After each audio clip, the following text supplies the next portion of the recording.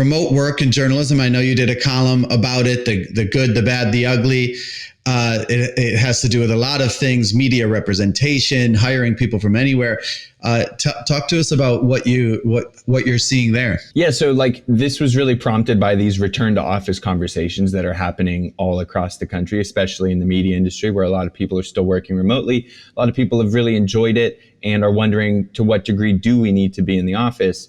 I basically wrote a piece saying that for the most part, that's going to be a company by company basis. But I think across the industry, we could really benefit by making specifically internship and entry-level positions remote. That way you could get people a foot in the door without asking them to move to New York or Los Angeles to work a job that's going to pay you pennies on the dollar. And this is going to allow more people to get into journalism that don't live in these metropolitan areas, that maybe can't afford to live in those areas on an intern salary. So it'll get new blood, fresh faces, diversity, geographic income diversity, all the different things that you want in journalism. But then once you reach a certain level, of course, there is some reason to suggest that you might function better as a team if you're in person. So I didn't want to make any big, pronouncements about how to run your business, but I do think from the standpoint of improving the sort of strength of the personnel in the industry, making it more accessible in those entry-level positions will probably help the industry overall. Yeah, it's sort of interesting, especially from the internship level, because at first you would say a remote internship sounds a little weird because usually an internship, half of what you learn is just by being around the more experienced people and seeing how they work, seeing how they act.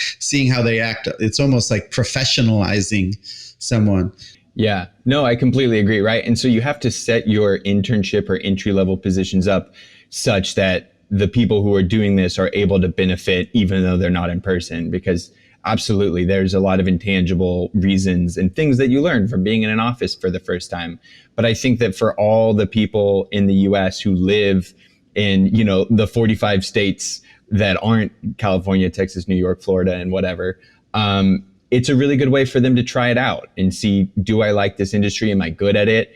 And then once they have a really sort of low investment way of discovering whether they're in, whether they like it or not, then maybe down the road they can make that decision and say, yeah, I'm going to move to one of these cities and I'm going to do it.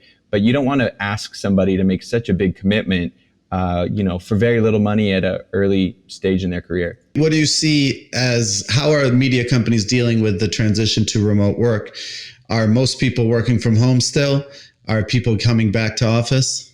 Yeah, it's a divisive question still to this day. It's split. I think I would imagine at this point that the majority, at least of digitally native news operations, are still hybrid. Probably the majority, I would imagine, is still working from home. But you have some publishers saying, because it's cheaper, right? So the companies don't want to come back to something that's more expensive, right? Well, potentially. The companies are paying for real estate. So in some instances, that's why they're asking people to come back. They're like, we're paying for this office. We want to get our money's worth out of it. So it depends. I know the Washington Post has made news recently for requiring people to be in the office. The Washington Post News Guild has responded and said, this is not really a reasonable request. We're doing just as well as we were when we were in the office. What's the point?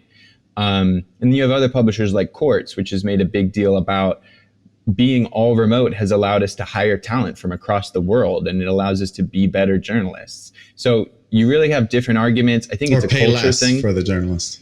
Yeah, that too. I think it's a culture thing. I don't think there's a right answer. But you just have to pick something and be consistent. Thanks so much for the great conversation. If you want to follow Mark Stenberg on Twitter, see you next week. Please like and subscribe so the YouTube algorithm will show our videos to more people. Also join our Substack newsletter for exclusive updates, or if you're on the go, find us wherever you listen to your audio podcasts. Click on one of the links to find our next video, and also check out the links below for more information. Thanks so much for watching.